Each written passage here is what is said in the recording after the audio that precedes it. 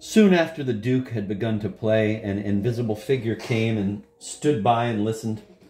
A frail man dressed in the fashion of 1840, the shade of none other than Frederick Chopin, behind whom, a moment later, came a woman of somewhat masculine aspect and dominant demeanor, mounting guard over him, and, as it were, ready to catch him if he fell. He bowed his head lower and lower. He looked up with an ecstasy more and more intense, according to the procedure of his march funebre. And among the audience, too, there was a bowing and uplifting of heads, just as among the figures of the mourners evoked. Yet the head of the player himself was all the while erect, and his face glad and serene. Nobly sensitive as was his playing of the mournful passages, he smiled brilliantly through them. And Zuleika returned his gaze with a smile not less gay. She was not sure what he was playing, but she assumed that it was for her and that the music had some reference to his impending death. She was one of the people who say, "I don't know anything about music, really, but I know what I like." And she liked this, and she beat time to it with her fan. She thought her Duke looked very handsome.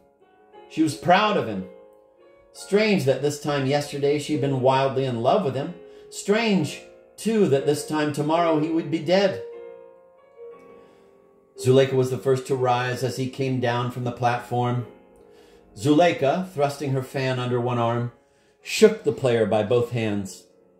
Also, she told him that she knew nothing about music really, but that she knew what she liked. As she passed with him up the aisle, she said this again. People who say it are never tired of saying it. The moon, like a gardenia in the night's buttonhole. But no!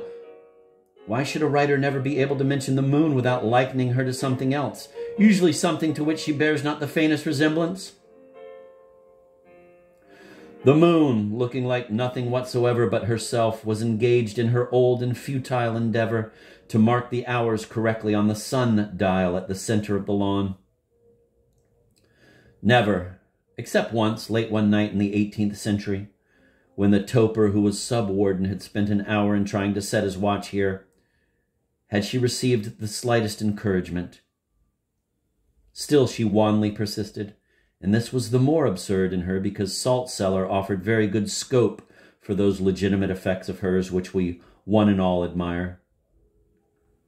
Was it nothing to her to have cut those black shadows across the cloisters? Was it nothing to her that she so magically mingled her rays with the candle light shed forth from Zuleika's bedroom? Nothing that she had cleansed the lawn of all its color and made of it a platform of silver gray, fit for fairies to dance on. If Zuleika, as she paced the gravel path, had seen how transfigured, how nobly like the tragic muse she was just now, she could not have gone on bothering the Duke for a keepsake of the tragedy that was to be.